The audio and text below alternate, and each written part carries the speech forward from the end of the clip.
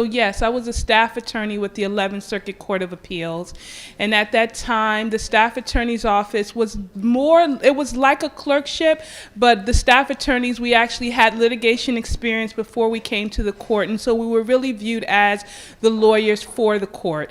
And when I was at the 11th Circuit, we were on a quota because the backlog was so significant that the court itself had set pretty much a policy that we had to get through a good number of cases. And a lot of these cases, in fact, about 70% of the cases that I worked on were criminal cases. So you're talking about a system where you've got to get through a lot of cases quickly, constitutional criminal procedure issues being considered, sufficiency of the evidence issues being considered on a very quick basis.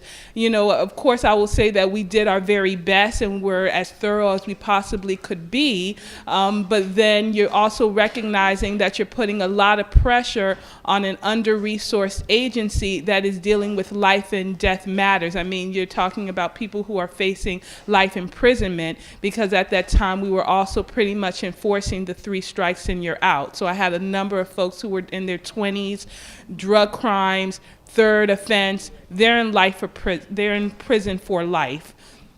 So those are some of the real ways in which the judicial vacancies impacted the work of the court. Civil cases, like some of my cases, get bumped, like a situation I had earlier this year involving a voting rights redistricting case in northern Florida, and the judge's docket was so packed that he scheduled my hearing for our summary judgment motion on New Year's Day. And I called the clerk's office and I said, I think the judge made a mistake because there's no way, it says January 1st. And she said, no, Judge Walker didn't make a mistake. You all are expected to be here that day. And I only got bumped and my New Year's semi-saved because of a criminal trial that he couldn't avoid. So that's what they're dealing with. And I'm sure we've got vacancies in the Northern District. We've got, as Anisha said. So again, these are the real life impacts of what a judicial vacancy means for those of us who are trying cases before the courts. The question is really, what does a speedy trial mean, and what are some of the deadlines that are part of that? I believe in the federal system it's about 70 days. And some of the contributions to why you do not get a very speedy trial can be related to the actual case. I mean, you want to make sure that you've developed the record enough if you're on the prosecution or on the defense side.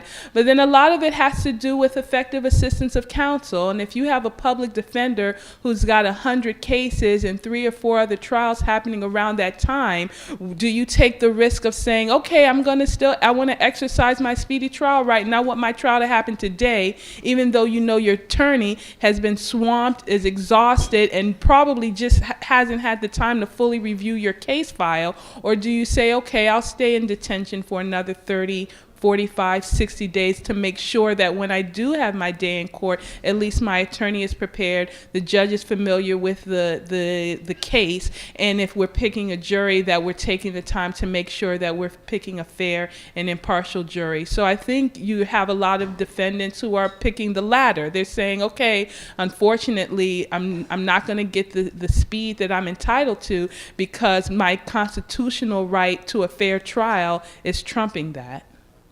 There is a line of cases that requires, as we argue, for courts to really take into consideration your financial ability to pay when setting bail and bond. But what we're finding is that analysis or preliminary hearing is not happening. And for example, we are working, just this morning before coming here, I was reviewing a possible involvement in a situation involving a woman who's facing criminal prosecution. And she testified during her bail hearing that, she has no money. She can barely, survive in terms of maintaining herself. And so she was essentially asking the court, she understood that some monetary obligation would be set. And so she was asking the court to please set one that is at least within my reach. And instead, the judge originally sets the bail at $500,000.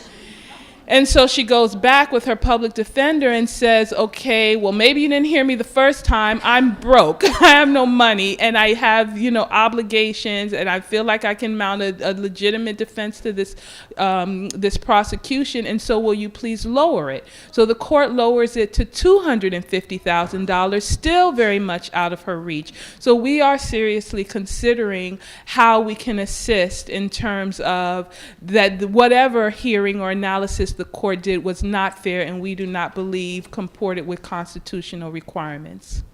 The purpose of bail is supposed to be to make sure that you show up in court on your hearing date. And there are a number of measures that should be considered, or factors, when making that determination. One is ties to the community. If you are a parent and you have children, or if you're taking care of elderly parents, if you have a job that you need to go to, if you have a house to maintain, if you've never lived anywhere and this community is all you know, your ties are pretty strong. And so what sense does it make to set $500,000 bail amount for someone who the facts already established is not going to go anywhere? That person is going to show up for court because they want to defend themselves and make sure that they don't end up in prison for a significant time of their life. So what we're arguing is that there are alternatives to imposing these high requirements on people. Again, going through the factors, determining what the ties are.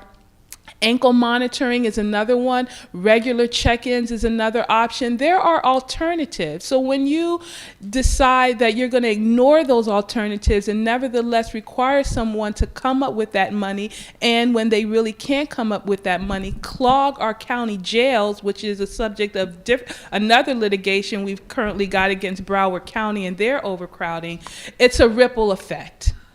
But we've also got instances where the crimes were not violent, were not ones that would suggest the person wouldn't show up for court, and yet they are looking at hundreds and thousands of dollars as well. We filed a couple of lawsuits on behalf of individuals who were released from prison, but because of the legal financial obligations associated with their offense, when they get out, they can't keep up with those payments. They either face jail, or in some instances the suspension of their driver's license. And we've been working on driver's license suspensions because the whole idea is if you have a driver's license, then you're able to commute to a job which will pay you to help pay those fines. So when you take away the driver's license, again, it's that ripple effect that I was talking about earlier.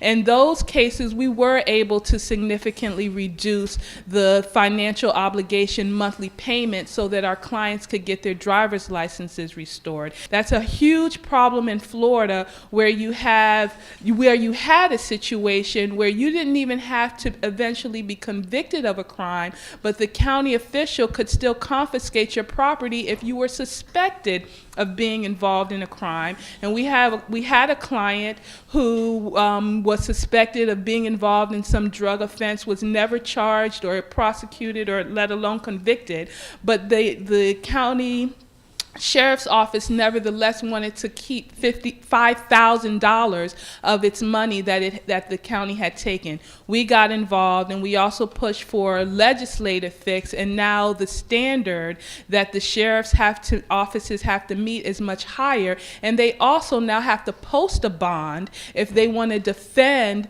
the action of keeping that money. And that's something that you can imagine a lot of sheriff's offices are not excited about, having to post that money.